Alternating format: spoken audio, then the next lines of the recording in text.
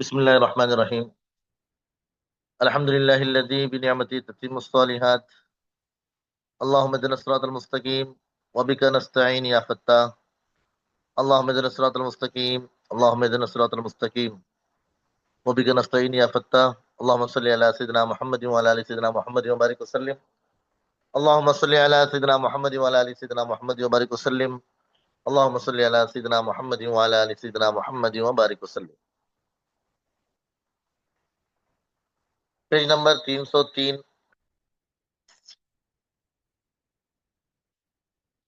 مذہبی لوگوں کی ہر درمی. مذہبی لوگوں کی ہر درمی. Page number 303.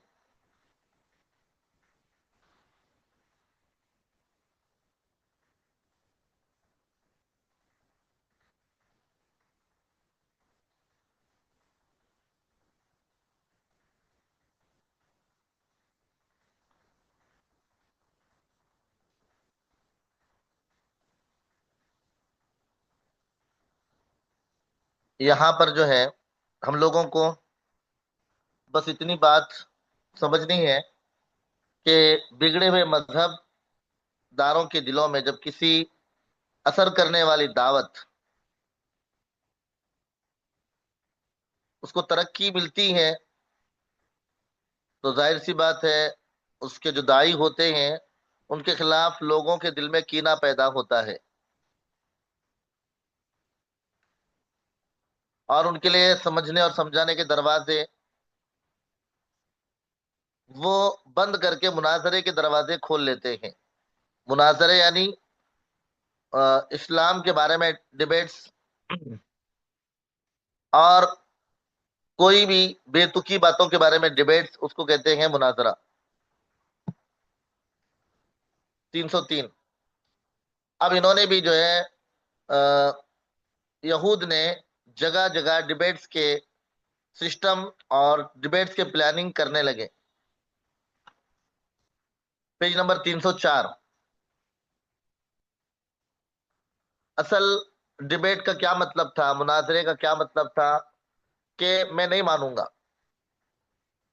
اب مناظرے کے ذریعے یہ کوئی راستے صحیح سمجھ یا صحیح راستے پر آنے کا ان کا کوئی منشا نہیں تھا یا ہدایت پر یہ آنا نہیں چاہتے تھے.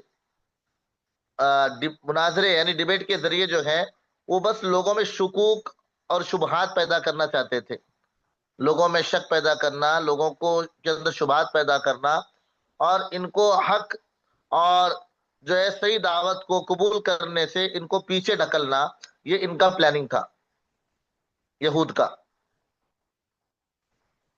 علماء سو یعنی ان کے جو علماء تھے, علماء سو یعنی ناحق علماء کو کہتے ہیں جو صحیح دین پر صحیح حق پر نہ ہو. یہ اتنا اطمینان رکھتے تھے کہ جو دعوت کبھی ہم کو ختم نہیں کر سکتی, لیکن ان کو جو فکر لگی تھی ان کے لوگ آئے دن ان کے پاس سے ختم ہوتے جا رہے تھے, جس کی وجہ سے ان کو بہت پریشانی تھی.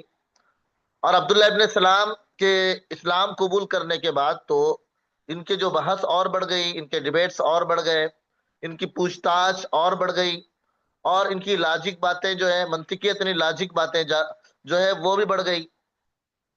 اور یہ سب کا سب جو ہے کوئی کھلے عام یا آمنے سامنے نہیں ہوتی تھی, بس منافقت کی ٹٹیوں سے جاری کی گئی, یعنی چھپ کر منافقت کے طریقے سے جو ہے یہ کیا کرتے تھے کہ لوگوں کے درمیان جا کر کچھ نہ کچھ شوشے چھوڑنا اور کچھ نہ کچھ جو ہے ان کے دماغوں میں شبہات پیدا کرنا. یہ مجمع میں جا کر مسلمانوں کے مجمع میں, عام لوگوں کے مجمع میں اس طرح کا جو ہے یہ کام کرتے تھے. یہ نیچے کا پیراگراف دیکھیں. ایک مرتبہ اجتماعی مجلس میں حضور صلی اللہ علیہ وسلم کے سامنے انہوں نے ایک سوال کیا, خلق کو جب اللہ نے پیدا کیا یعنی مخلوق کو جب اللہ نے پیدا کیا تو آخر تو یہ سوال تھا نعوذ باللہ, خدا تعالیٰ کو کس نے پیدا کیا. دیکھیے کس طرح کا ان کا ٹیڑھا پن, کس طرح ٹیڑھا سوال ان کا. یہ دورات والے تھے اور اگلے جتنے بھی انبیاء آئے سب کو ماننے والے تھے اور ان کا ایمان بھی ایک اللہ ہی پر تھا اور اسی وحی پر جو وہی اللہ کے نبی صلی اللہ علیہ وسلم کے اوپر آ رہی تھی، وہی جو ہے اس وقت کے نبیوں پر آیا کرتی تھی، اور وہ پیارے آقا کے پورے صفات سے آگاہ تھے۔ جب خدا کی طرف سے بلاوا آیا تو ان لوگوں کو قبول کر لینا چاہیے تھا، اور ان کو مان لینا چاہیے تھا کہ جو کہہ رہے ہیں وہ بالکل سچی بات ہے، لیکن ٹیڑھا سوال کر دیا۔ پتا چلتا ہے کہ ان کو ہدایت مقصود نہیں تھی۔ پیج نمبر 305، ان کا منشا کیا تھا؟ بس پریشان کرنا، راہ فرار اختیار کرنا، یعنی جو ہے بھاگنے کا راستہ نکالنا، اور اس طرح کا شک پیدا کرنا۔ اب دیکھیں اللہ تعالیٰ نے اس کے جواب میں قرآن پاک کی آیت بھیجی، قل هو اللہ احد، آپ کہہ دیجیے اللہ ایک ہے، اللہ بے نیاز ہے، نہ اللہ کو کسی نے جنا، اور نہ اللہ نے کسی کو جنا اور وہ نہ جنا گیا۔ لم یلد، اللہ نے کسی کو جنا اور نہ وہ کسی سے جنا گیا۔ ولم یکن لہ کفوا احد، اور اس کے برابر کوئی نہیں۔ یہ اتنی پیاری سورت ہے سورہ اخلاص۔ اللہ کرے کہ ہم سب کو سورہ اخلاص سے محبت ہو جائے۔ ایک صحابی نے کہا اللہ کے نبی مجھے سورہ اخلاص سے محبت ہے۔ اللہ کے نبی نے کہا تو تمہیں جنت کی بشارت ہے، جنت کی خوشخبری ہے۔ 3 مرتبہ سورہ اخلاص پڑھو۔ استفسارات یعنی سوالات، پوچھ تاچھ، پیج نمبر 304۔ اس لیے بتایا گیا ہر نماز کے بعد جو سورہ اخلاص 20 مرتبہ پڑھتا ہے، سنت اور نوافل کے بعد 20 مرتبہ سورہ اخلاص پڑھنے کا معمول بنا لیتا ہے، اللہ تعالیٰ اسے جو ہے ایسے بندوں میں اور ایسے بندیوں میں بناتے ہیں جن کی دعا فوراً قبول ہو جاتی ہے۔ ہر نماز کے بعد 20 مرتبہ سورہ اخلاص کا جب معمول بنا لیتے ہیں، چاہے مرد ہو یا عورت، اللہ تعالیٰ ان کو ایسی سعادت نصیب فرماتے ہیں کہ وہ ہاتھ اٹھاتے ہیں ان کی دعا قبول ہو جاتی ہے۔ تو پڑھنے کا معمول بنا لیں۔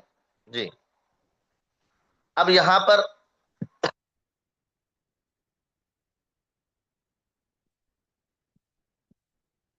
آگے دیکھیں۔ اب ان کے یہود کے کچھ علماء، 305 پیراگراف نمبر 2۔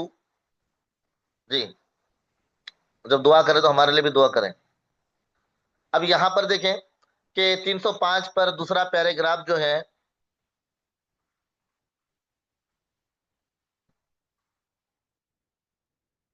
کیا پھر سے بتانا ہے؟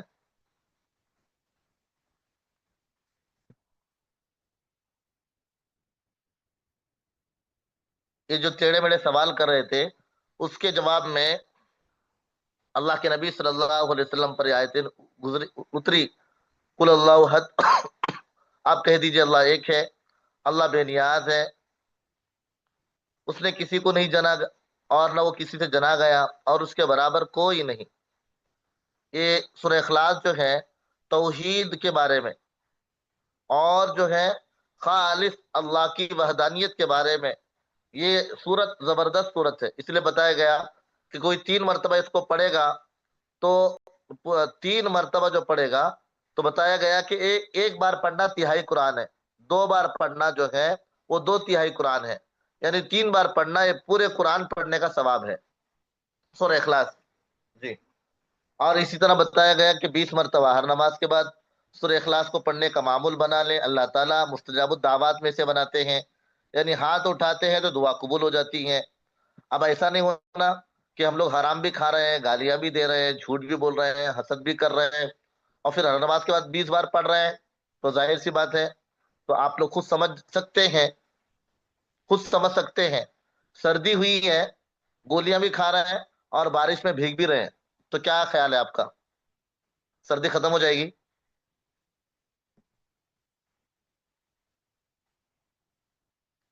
اسی طرح جب سورہ اخلاص کو پڑھنے کا معمول بنا لیں تو نمازوں کا اہتمام کرنا پڑے گا، حرام سے بچنا پڑے گا، پھر اس کے بعد جو ہے غیبت سے، چگلیوں سے، ایسے سب بری چیزوں سے احتیاط کرنا پڑے گا، جب جا کر وہ سورہ اخلاص پڑھنے کا اثر ایسا ہوگا کہ ہاتھ اٹھائیں گے دعا قبول ہو جائے گی انشاءاللہ۔ جی، آگے دیکھیں۔ کچھ یہود کے علماء اللہ کے نبی صلی اللہ علیہ وسلم کے حلقے میں آئے اور کہنے لگے ہمارے 4 سوال کا جواب دیجئے، ہمارے 4 سوال کا جواب دیجئے، اگر آپ 4 سوال کا جواب دے دیں گے تو ہم جو ہے آپ کی دعوت مان لیں گے اور آپ کی اطاعت قبول کریں گے۔ رسول اکرم صلی اللہ علیہ وسلم نے فرمایا اب اس عہد کی ذمہ داری تو تمہارے اوپر ہے جو تم کر رہے ہو، پوچھو جو کچھ پوچھنا ہے۔ ذرا اندازہ تو کیجئے کہ اسلام کی کو سمجھنے کے لیے اسلام کے متعلق سوال کرنا تھا، جو چیز جس سے ان کو پریشانی تھی، جو چیز سمجھنا تھا اس کے بارے میں سوال کرتے۔ اگر کوئی جا کر یہ پوچھ رہا ہے کہ بکری خریدنے جا کر یہ پوچھ رہا ہے کہ بکری کی سپیڈ کیا ہے نا، تو یہ کوئی سمجھ میں آنے والی بات نہیں ہے نا۔ کوئی جا کر یہ پوچھ رہا ہے، بیل خریدنے جا کر یہ پوچھ رہا ہے کہ مطلب یہ دودھ کتنا مطلب دیتا ہے نا، یہ تو بیجا سوال ہے، بے تکا سوال ہے، کوئی ضرورت کا سوال نہیں ہے نا۔ تو اسی طرح یہود بھی جو ہے اس طرح کے ایسے سوال جو جس سے کچھ فائدہ نہیں، ایسے سوال کر کر پریشان کرنے کا کام۔ اللہ کے نبی نے کہا کوئی بات نہیں، میں آپ کو بتا دوں گا، آپ پوچھو تو صحیح، لیکن دیکھو آپ قبول کرو گے نہیں کرو گے تمہارے اوپر ہے، اور تم وعدہ تو کر رہے ہو کہ تمہاری دعوت کو قبول کریں گے، تمہاری بات کو مانیں گے۔ اب اندازہ لگاؤ اللہ کے نبی کو کس طرح تکلیفیں دی ان لوگوں نے، ہے نا۔ ایک طرف تو مشرکین نے مکہ میں ستایا، پریشان کیا پیارے آقا محمد عربی صلی اللہ علیہ وسلم کو، کروڑا کروڑ سلام میرے پیارے آقا محمد عربی صلی اللہ علیہ وسلم پر، کس طرح آپ ہمت کے پیکر تھے، اور کس طرح جو ہے آپ پورے جو ہے قیامت تک کے آنے والے لوگوں کے لیے نمونہ تھے، اور کتنے نرم دل اور کتنے جو ہے نرم مزاج، ہے نا۔ تو اب یہاں دیکھیں اتنی تکلیفیں اللہ کے نبی صلی اللہ علیہ وسلم کو ہو رہی ہیں، اس کے باوجود بھی یہ اللہ کے نبی صلی اللہ علیہ وسلم خاموش ہے۔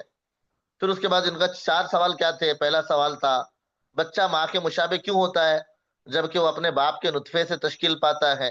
ایک سوال تھا، اللہ کے نبی نے اس کا جواب دے دیا۔ دوسرا سوال تھا آپ صلی اللہ علیہ وسلم کی نیند کی کیفیت کیا ہوتی ہے؟ آپ نے اس کا بھی جواب دیا۔ تیسرا تھا یعقوب علیہ السلام نے کیا چیز اپنے اوپر حرام کر لی تھی اور کیوں، جناب وہ بھی جو ہے اللہ کے نبی نے جواب دیا۔ اور یہ دیکھیں پھر اس کے بعد تھا کہ روح کیا ہے، یعنی وہی لانے والا فرشتہ کون ہے، کیا ہے، اس کے بارے میں 4 سوال تھے ان کے، اور چاروں کا سوال کا جواب اللہ کے نبی صلی اللہ علیہ وسلم نے دے دیا۔ ہر ایک بات امپورٹنٹ ہے نبی صلی اللہ علیہ وسلم کی، جی۔ اب یہاں پر دیکھیں یہ سوال البتہ کچھ نامعقولیت رکھتا تھا، راست طور پر دعوت اور اسلام سے تعلق رکھتا تھا، مگر اسپرٹ اس کی بھی ویسی تھی جیسی دوسرے سوالات کے سلسلے میں۔ رسول اکرم صلی اللہ علیہ وسلم نے سکون سے ایک سوال کا جواب دیا۔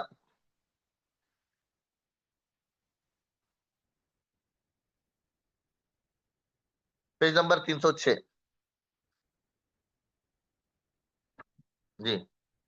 اللہ کے نبی صلی اللہ علیہ وسلم نے جو جواب دیا آخر جو ہے سوال کے جواب میں فرمایا تم خود اس بارے میں جانتے ہو کہ وہ جبرائیل علیہ السلام ہے اور وہی میرے پاس آتے ہیں، یعنی چوتھے سوال کا جواب جو اب سامنے آ گئے۔ ان جوابوں میں سے جواب سامنے آ گئے، جواب سامنے آتے ہی ان جوابوں میں سے کسی کی تردید نہیں کی گئی، یعنی جو 3 اوپر کے بتائے۔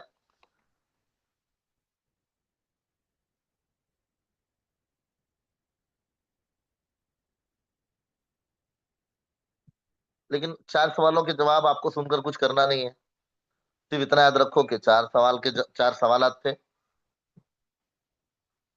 4 سوال جو پوچھے گئے تھے میں نے آپ کو بتا دیا، جی۔ اور کوئی مطلب اس کا جان کر بھی کوئی مطلب نہیں ہے۔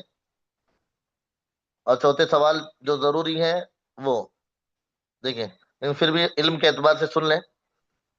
ایک تو اللہ کے نبی صلی اللہ علیہ وسلم کے بارے میں پوچھا تھا کہ نیند کی کیفیت کیا ہوتی ہے، تو بتایا اللہ کے نبی صلی اللہ علیہ وسلم نے آنکھ سوتی ہے دل جاگتا ہے، آنکھ سوتی ہے دل جاگتا ہے۔ ہم جو سوتے ہیں ہمارا دل بھی سوتا ہے، آنکھ بھی سوتی ہے، اور ایسے جو ہے مطلب سو جاتے ہیں ایسا لگتا ہے کہ بس پتہ نہیں کون سے آسمان میں پہنچے ہیں۔ لیکن اللہ کے نبی صلی اللہ علیہ وسلم کی نیند ایسی نہیں تھی، اللہ کے نبی صلی اللہ علیہ وسلم کی صرف آنکھ بند ہوتی تھی، دل اللہ کے نبی صلی اللہ علیہ وسلم کا بیدار ہوتا تھا۔ یہ اللہ کے نبی صلی اللہ علیہ وسلم کے ساتھ جو ہے یہ خاص یہ چیز کہ اللہ کے نبی صلی اللہ علیہ وسلم کی آنکھیں سوتی تھی، دل نہیں سوتا تھا۔ یہ جواب اللہ کے نبی نے جواب دیا۔ اور تیسرے سوال کا جواب اللہ کے نبی صلی اللہ علیہ وسلم نے یہ دیا کہ یعقوب علیہ السلام نے اپنے اوپر اونٹ کا گوشت جو ہے حرام کر لیا تھا، اس لیے کہ آپ کو ایک بیماری ہوئی تھی، وہ بیماری کے وقت آپ نے یہ جو ہے اس طرح کہا تھا کہ آپ کو جو ہے یعقوب علیہ السلام کو اونٹ کا گوشت بہت پسند تھا، بہت زیادہ پسند۔ آپ نے یعقوب علیہ السلام نے جو ہے اللہ تعالیٰ سے یہ وعدہ کر لیا ہے، قسم کھائی کہ اگر میری طبیعت ٹھیک ہو گئی، میری بیماری ٹھیک ہو گئی، تو میرے لیے جو بہت مرغوب غذا ہے اونٹ کا گوشت، وہ جو ہے میں نہیں کھاؤں گا، ہے نا۔ تو یہ اونٹ کا گوشت نہیں کھانے کے بارے میں جو ہے بیماری اور وہ جو ہے یہ میں نے بتا دیا۔ پھر اس کے بعد چوتھا جو تھا اس کے بارے میں بتایا کہ روح، فرشتہ کیا ہے، یعنی پھر اللہ کے نبی صلی اللہ علیہ وسلم نے جواب دیا جبرائیل امین، جبرائیل امین، 306 پر، پیج نمبر 306۔ اب یہاں پر دیکھیں کہ جیسے ہی یہ بات یہاں پر آئی تو یہ لوگ جیسے تین سوال پوچھے، تینوں جواب ان کو مل گئے۔ ملنے کے بعد جو ہے انہوں نے کہا اللہم نعم، یعنی ٹھیک ہے یہ ہمارے اللہ، یہ دو باتیں گئی۔ پھر اس کے بعد اب توقع کی جا سکتی تھی کہ جوابات کے بعد ان کے دلوں میں اسلام کے دروازے کھول دیے گئے ہوں گے، ہرگز ایسا نہیں ہوا۔ آخری بات پر وہ کہنے لگے کہ دیکھو تم نے جو جواب دیا جبرائیل امین، یہ تو ہمارے دشمن ہے۔ اب بتاؤ، وہ اللہ کے مقرب فرشتے ہاں جو سب سے زیادہ طاقتور اور اللہ کے بہت قریب، اللہ کے بہت خاص، ان کو کہہ رہے ہیں کہ یہ تو ہمارا دشمن ہے۔ کہا تین باتیں تو تم نے صحیح بتائی، لیکن چوتھی بات جو آپ نے بتائی وہ ہمارے دشمن کی بات بتائی، اس لیے ہم جو ہے آپ کی بات نہیں مانیں گے۔ پھر اس کے بعد یہ ایک فرشتہ ہے، جب آتا ہے تو مصیبت اور خون خرابے کا پیغام لے کے آتا ہے، یہ بھی کوئی بات ہو گئی؟ کیا اپنی مرضی سے آتے ہیں جبرائیل امین؟ ذرا یہ تو سوچتے ہیں ان کا دماغ کہاں گیا ہے۔ یہ تو ہے یہ اللہ کے بھیجنے پر آتے ہیں، اپنے طرف سے تو نہیں آتے۔ یہ مراد یہ تھی کہ جب خدا کی طرف سے دین کی علم برداری کا مطالبہ لاتے ہیں تو آپس میں جو ہے کشمکش شروع ہو جاتی ہے، اور طرح طرح کے نقصانات ہوتے ہیں، اور بڑے جو ہے زخم کھانے پڑتے ہیں، اور بڑی گھسٹ کھانی پڑتی ہے۔ اس طرح کا انہوں نے جواب دیا، کہا کہ آپ سب بولتے ہیں وہ سب ٹھیک ہے،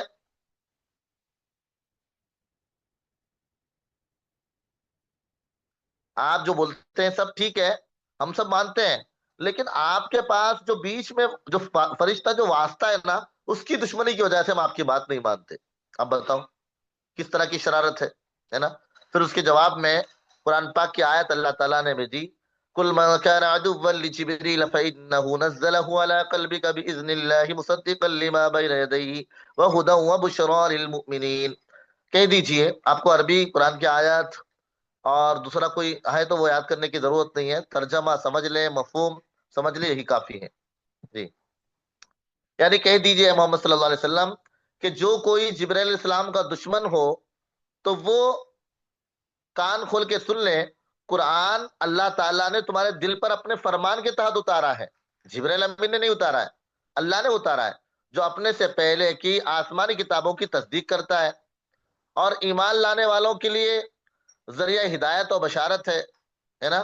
یہ جو ہے اب ذرا سوچے تو صحیح، دشمنی جبرائیل سے تھی تو فرمان کیوں انکار کر رہے؟ فرمان تو اللہ کا ہے، حکم تو اللہ کا ہے۔ 307 پیج نمبر، ہے نا۔ یہ سوچنے کی بات ہے کس طرح ان کے بے تکے سوال تھے اور کس طرح جو ایسی شرارت کرتے تھے۔ اب یہاں پر دیکھیں یہودیوں کی بحثیں۔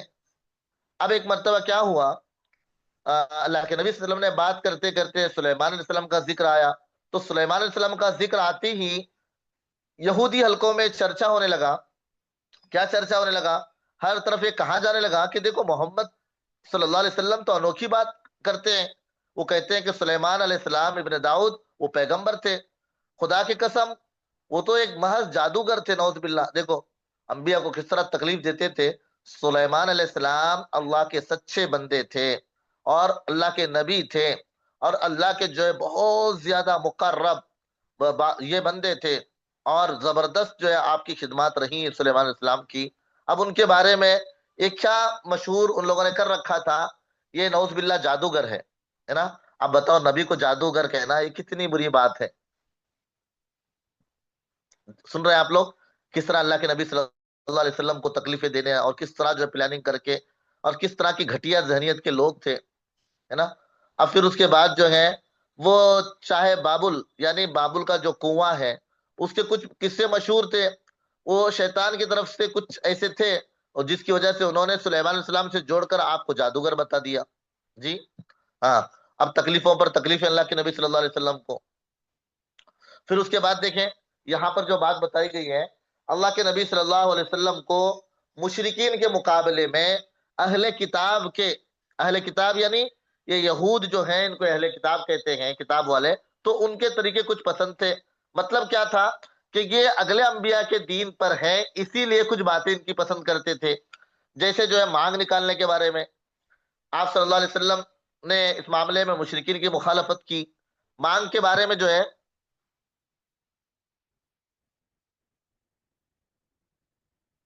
نہیں، حضرت سلیمان علیہ السلام نے نہیں، عیسیٰ علیہ السلام نے ماں کے گود میں بات کی تھی۔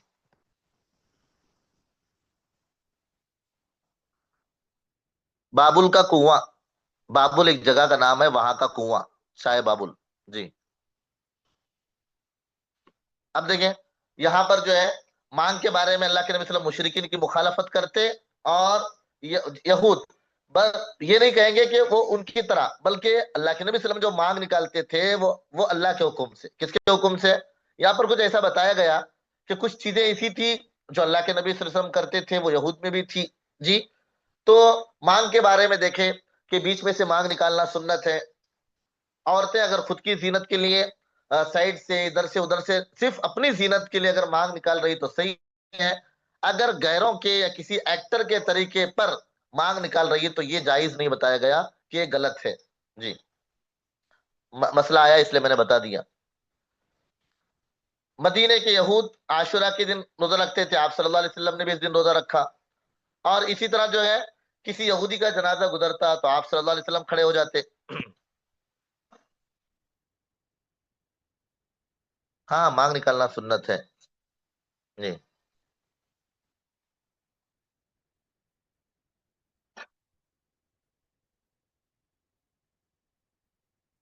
یہاں پر یہ بات مخالفت نہیں ہے، یہاں صرف بتایا گیا کہ کچھ چیزیں جو کرتے تھے وہ یہود میں بھی وہ چیزیں تھی، یہ بات بتائی گئی ہے، بس مخالفت نہیں ہے یہاں پر بتایا۔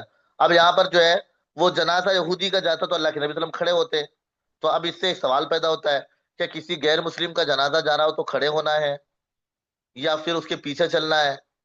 تو دیکھیں ایسا نہیں ہے۔ شروعات میں اللہ کے نبی صلی اللہ علیہ وسلم ایسا کرتے تھے، وہ کرتے بھی اس لیے تھے کہ یہ موت یہ اتنی خطرناک ہے، جس کل نفس ذائقۃ الموت، ہر ایک کو موت کا مزہ چکھنا ہے، ہر ایک کو موت کا مزہ چکھنا ہے۔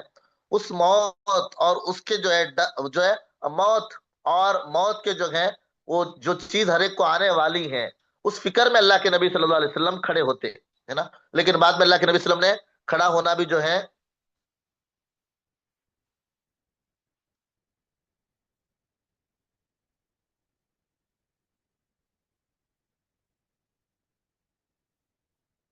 ہاں، بتایا گیا کہ یہودیوں کی مخالفت کرو، کفار مشرکین کی مخالفت، کیونکہ بتایا گیا کہ من تشبہ بقوم فہو من، جو جس کی مشابہت اختیار کرے گا کل قیامت کے دن ان کا حشر اسی کے ساتھ ہوگا۔ اس لیے ہم لوگوں کو صرف نبی صلی اللہ علیہ وسلم کا طریقہ، نبی صلی اللہ علیہ وسلم کی سنتوں کو اپنانا ہے۔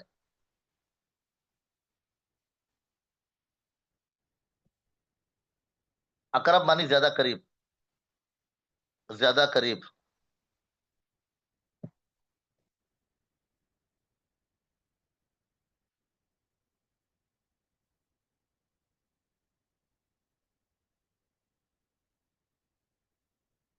اب دیکھیں یہاں پر پیج نمبر 308 پر دیکھیں، امر واقعہ، در حقیقت امر واقعہ نہیں، واقعے کا معاملہ۔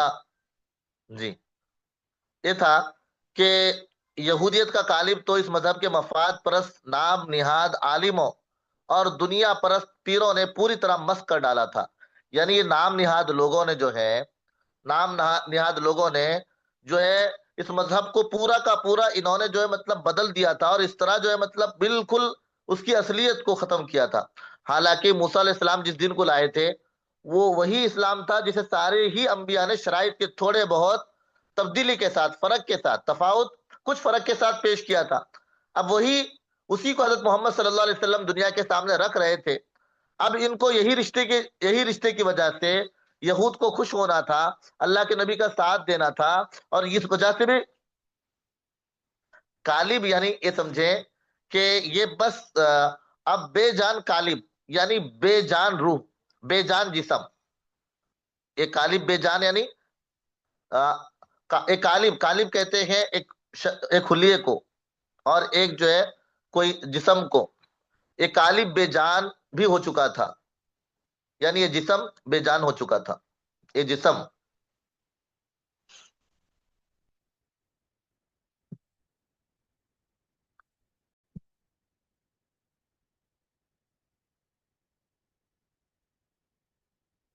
قالب دل نہیں، پورا ایک جسم.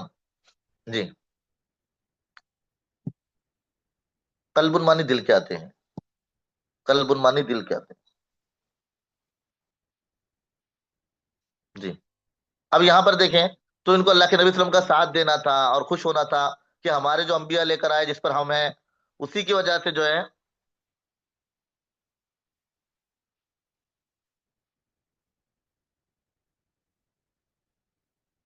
میں نے آپ کو بتا دیا کہ یہاں پر جو ہے یہ چیز ہم لوگوں کو بس اتنی سمجھنا ہے کہ مشرکین کے مقابلے میں اللہ کے نبی صلی اللہ علیہ وسلم کچھ چیزیں وہ تھی جو یہود میں بھی تھی. یہود میں جو چیزیں تھی وہ انبیاء علیہ الصلوۃ والسلام، یہ جو ہے کوئی اللہ کے نبی صلی اللہ علیہ وسلم نے جو ہے وہ مشرکین، اللہ کے نبی نے جو مانگ نکالی ہے وہ اللہ کے حکم سے نکالی ہے، اتنی بات یاد رکھیں.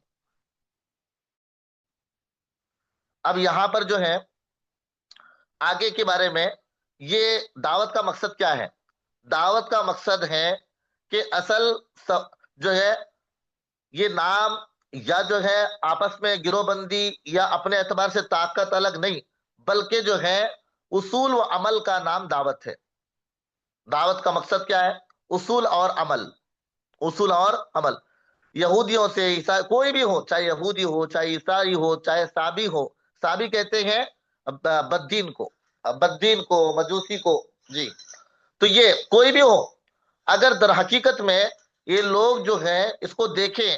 اب یہاں پر قرآن پاک کی آیت بھی پیش کی گئی ہے کہ جو کوئی یقین جانو کہ عربی کو ماننے والے، ان الذین، بے شک وہ لوگ جو ایمان لائے، چاہے وہ یہودی ہو، نصارہ ہو، سابی ہو، وہ جو اللہ اور آخرت کے دن پر ایمان لاتے ہوں اور نیک اعمال کریں، پس ان کے لیے ان کے رب کے پاس اجر ہے اور ان پر کوئی خوف نہیں ہے اور وہ غم زدہ نہیں ہوں گے. یہاں پر یہ بتا دیا گیا کہ دیکھیں جو دعوت کا مقصد کیا ہے. دعوت کا مقصد جو ہے وہ اللہ کی ماننا، اللہ کی سننا، اللہ کی اطاعت کرنا، بس یہی مقصد ہے. اب یہ جو ہے یہ چیزیں، یہ لوگ کہاں اللہ کی بات مان رہے تھے؟ وہ کہتے تھے کہ ہم انبیاء کے دین پر ہیں. انبیاء کے دین پر ہوتے تو وہ اللہ کے نبی صلی اللہ علیہ وسلم کی بات مان لیتے، اس لیے کہ اللہ کے نبی صلی اللہ علیہ وسلم کی بات وہ اللہ کی طرف سے تھی. اب پیج نمبر 309 پر دیکھیں. اب مکہ میں اللہ کے نبی صلی اللہ علیہ وسلم، میں ایک پیج کا پورا خلاصہ 3-4 لائنوں میں آپ کو سناؤں گا کہ مکہ میں اللہ کے نبی صلی اللہ علیہ وسلم کس طرف رک کر کے نماز پڑھتے تھے؟ بیت المقدس کی طرف.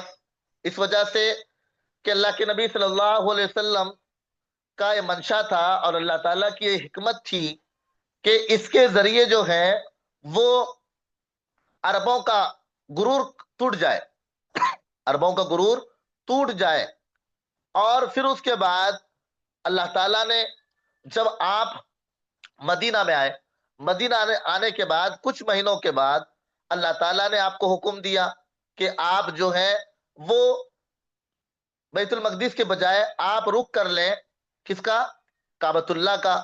اب یہاں پر جو ہے یہودیوں کی جو ہے کمر توڑنا تھا، یہ ان کے غرور کو توڑنا تھا. یہ ان کے اندر جو بیٹھا ہوا تھا کہ سب لوگ ہمارے ہی قبلے کی طرف رخ کر کے نماز پڑھتے ہیں، تو ان کا غرور توڑنا تھا، وہاں پر ان کا غرور توڑنا تھا. بس ایک بات یہاں پر ایک پیغام یاد رکھنا ہے کہ وَلِلَّهِ الْمَشْرِقُ وَالْمَغْرِبُ، مشرق میں بھی اللہ ہے، مغرب میں بھی اللہ ہے، مشرق اور مغرب کے لیے اللہ ہے. بس ہمارا کام کیا ہے کہ جہاں پر ہم کو جو حکم دیا جا رہا ہے اس کو پورا کرنا ہے. آری بات سمجھ میں؟ اب یہاں پر جو ہے جیسے ہی قبلہ بدل گیا، یعنی بیت المقدس سے کعبۃ اللہ قبلہ بن گیا، تو اس وقت اعلان ہو گیا کہ اب بنی اسرائیل معزول ہو گئے، یعنی اب ان کی جو ہے نبوت کا سلسلہ ختم ہو گیا. علم بردار یعنی جھنڈا اٹھانا، جھنڈا لے جانا، جھنڈا اٹھانا. جی. یہاں پر جو ہے یہ اعلان تھا، اب یہودیوں کے اندر جو نبوت کا سلسلہ ختم ہو گیا. سمجھ میں آیا؟ یہ اس پیج کا خلاصہ تھا جو ہے نا، تو میں آپ کو بول دیا. अब देखिए आगे 310 पर कुछ सवालात हैं, कुछ सवालात। ये इतना पीछे का पूरा समझ में आ गया आप लोगों को? जरा जल्दी से बता दें। जी चलें। अच्छा, ये सवाल तो शायद माशाल्लाह आप लोगों ने पढ़ लिए होंगे ना, तो मुझे बताने की जरूरत तो नहीं है।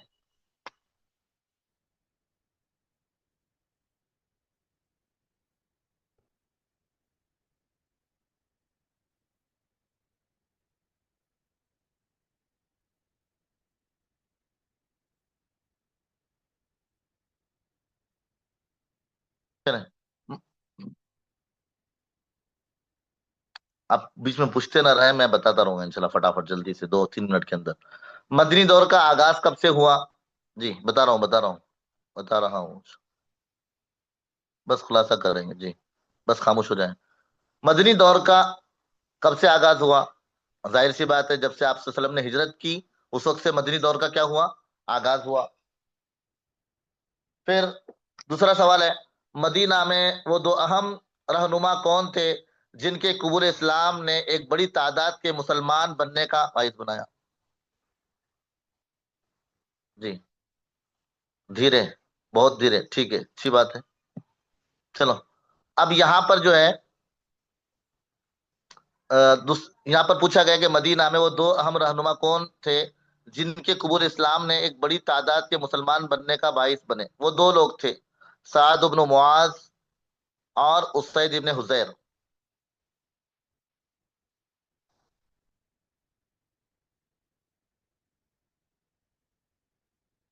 ये जो बोल रहे हैं शायद उमर और हमजा, इसलिए सबसे पहले सवाल को पढ़ना चाहिए। सवाल क्या है? ये मक्का की बात नहीं चल रही है, मदीना की बात चल रही है। जी। मदीना के मुस्तरब लोगों ने किस तरह नबी सल्लल्लाहु अलैहि वसल्लम का इंतजार किया? वो पूरा का पूरा अल्लाह के नबी सल्लल्लाहु अलैहि वसल्लम का आ, इस्तिकबाल, और अल्लाह के नबी सल्लल्लाहु अलैहि वसल्लम के लिए रोज जिस तरह आकर वो खड़े होते, अल्लाह के नबी सल्लल्लाहु अलैहि वसल्लम का इंतजार करते। फिर उसके बाद जो है उसैद बिन हुजैर।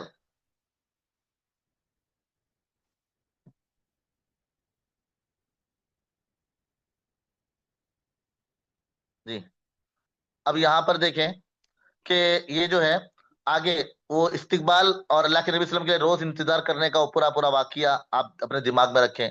अब मस्जिद कुबा की तामीर कैसे भी बयान करें, आप लोगों को मालूम है अल्लाह के नबी वसल्लम सबसे पहले जब आए अमर बिन औफ के घर पे आप रुके, और फिर वहीं पर जो है पूरा का पूरा निजाम बनाकर मस्जिद की तामीर का जो है पूरा वाकिया आप लोगों को मालूम है। 5 नंबर,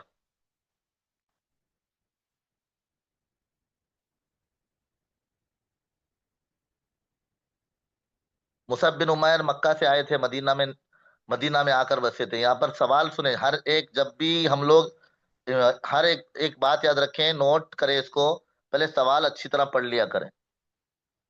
अब देखिए यहाँ पर मस्जिद की तामीर कैसे हुई बयान करें, मैंने बता दिया। कुबा की मस्जिद जो है अल्लाह के नबी वसल्लम जैसे ही मदीना से आए अमर बिन औफ के घर पे रुके, और वहीं से पहली मस्जिद का है इंतजाम, और अल्लाह के नबी वसल्लम भी खुद इसमें काम कर रहे थे और दूसरे सहाबा भी काम कर रहे थे। मस्जिद नबी की तामीर में सबसे ज्यादा किसने ताउन किया? तफसील के साथ लिखें। अब इसमें जो है सबसे ज्यादा ताउन अल्लाह के नबी सल्लल्लाहु अलैहि वसल्लम का। जी। और इसी तरह जो है दूसरे सहाबा भी साथ में मिल गए अल्लाह के नबी सल्लल्लाहु अलैहि वसल्लम के। ये पूरी मस्जिद की तामीर की तफसील। हतब अय्यूब अंसारी रज़ी अल्लाह तआला अन्हु और उनकी अहलिया किस लिए बेकरार थी जब नबी सल्लल्लाहु अलैहि वसल्लम उनके घर में क़याम फरमा थे?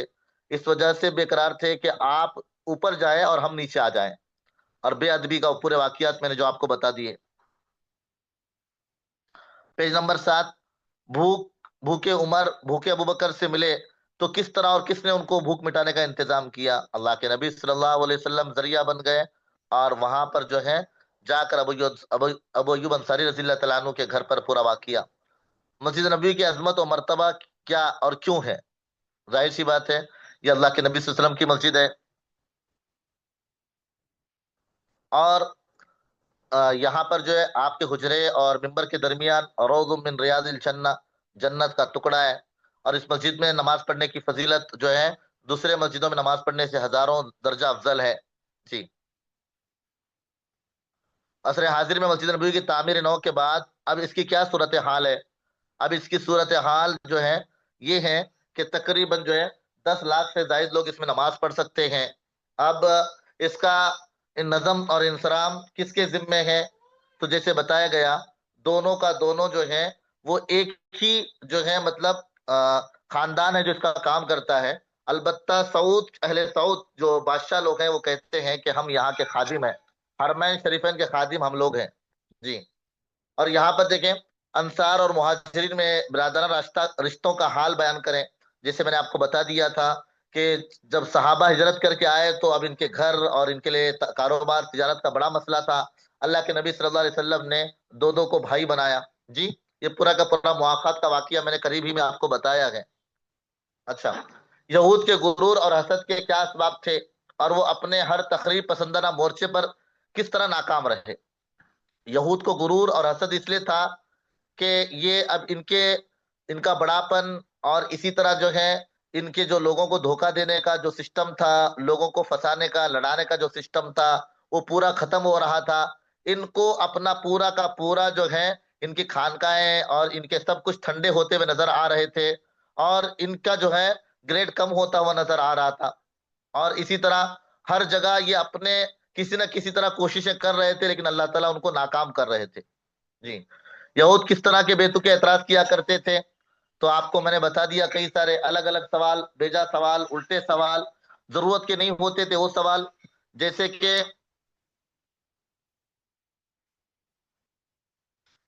ہاں تو میں آپ اپنے جواب میں اس لیے بتا رہا ہوں کہ آپ بھی سمجھ جائیں، لیکن اتنا خوش نہ رہیں کہ یہی سوال آئیں گے اسی انداز کے جو ہے مطلب ہو سکتے ہیں یہ کتاب کے سوال آئے، لیکن یہ انداز یہ نہ ہو، انداز ہمارا پوچھنے کا الگ ہو۔ آپ، میں اس لیے پہلے بھی بتایا کہ اسی پر اکتفا کر کے نہ بیٹھیں، البتہ پوری کتاب کو کور کرنے کے لیے یہ کچھ سوالات دیے گئے ہیں، اور میں آپ کو بتایا ہوں کہ پچھلے بار بھی بتایا تھا کہ سوالات ہو سکتا ہے کہ 50 یا 60% کتاب کو کور کرنے کے لیے ہیں، باقی تو آپ کو محنت کرنا ہی کرنا ہے۔ اس لیے سوالات کے ذریعے بس آپ کو آسانی ہو جائے گی جی۔ اور یہود کے 9 مسلم عالم نے کس طرح یہودیوں کا بھانڈا پھوڑ دیا؟ عبداللہ ابن سلام نے، جو پورا واقعہ ہے، اللہ کے نبی سے کہا کہ دیکھو اب تو مجھے بہت عزت کریں گے، لیکن میں جب بولوں گا میں اسلام قبول کیا تو یہ مجھے کیا کریں گے؟ جھوٹا کہیں گے۔ یہ واقعہ پورا آپ کو میں نے بتا دیا۔ یہود کی فاسیت ذہنیت کو واضح کرنے والا واقعہ بیان کریں۔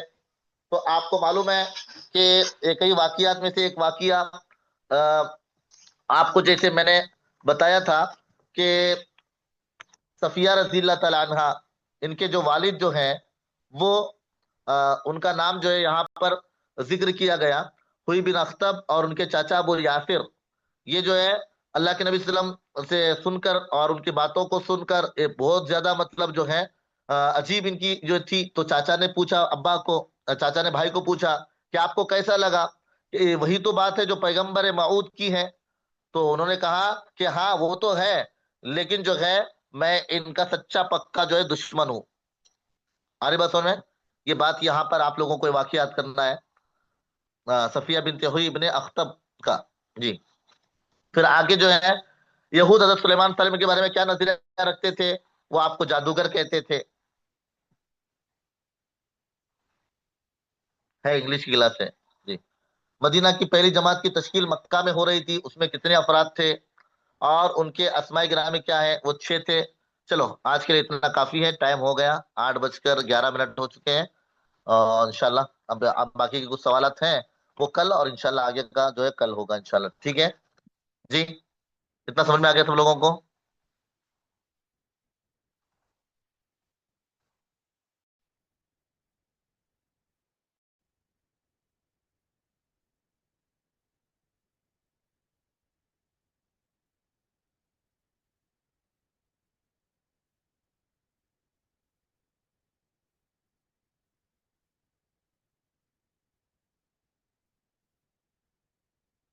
مشتبہ، آپ مجھے پرسنل سوال کریں، پرسنل نمبر پر سوال کریں، آپ کو انشاءاللہ بتا دیا جائے گا جی۔ اچھا یہ بتا دیں اگر اس میں انگلش والے ہوں تو ذرا جلدی سے، کہ کیا میں آج 9:15 جو ہے وہ انگلش کی جو دوسری کتاب ہے اور کنڑ کی دوسری کتاب ہے، کیا آپ لوگ تیار ہیں 9:15 اگر آپ کو لنک بھیجا جائے تو آپ لوگ جڑنے کے لیے تیار ہیں؟ اگر کوئی اس میں انگلش والے ہیں تو، انگلش اور کنڑ والے ہیں दूसरी किताब के बारे में 9:15 बजे, जैसे मैंने बता दिया था कि 11-12 तारीख को बता दिया जाएगा, तो वादे के मुवाफिक जैसे हैं तैयार हैं तो आप, वरना फिर कल या परसों देखेंगे। तैयार हैं? आफ्ताब सर, क्या लिंक भेज सकते हैं? जी मौलाना। लिंक भेज सकते हैं? कब के मौलाना? 9:15 से 9:30। इंशाल्लाह मौलाना। जी, ठीक है। ठीक है, तो मैं इंशाल्लाह वो इंग्लिश के ग्रुप में भी ऐलान कर देता हूँ। कन्नड़ वाले और इंग्लिश वाले, दूसरी किताब के बारे में बता दिया जाएगा उनको कहाँ से कहाँ याद करना है। तो ये 9:30 को लेना, 9:30 को बहुत टाइम हो जाएगा। 9:30 को सुबह से आराम नहीं किए हैं। बोले 9:30 को लेना है, 9:15 को जल्दी बोले, दूसरी क्लास चालू हो रही है। इंग्लिश वाले कुछ हैं तो इसमें।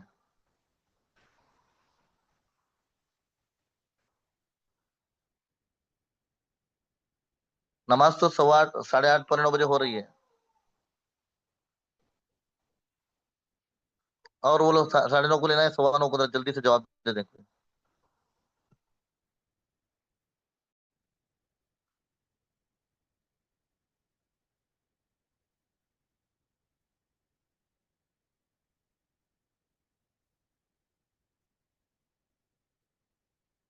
अभी ईशा के बाद, ईशा की नमाज के बाद, ईशा की नमाज के बाद की बात चल रही है। 9:15 या 9:30, 15-20 मिनट बस चलेगी, और ज्यादा नहीं।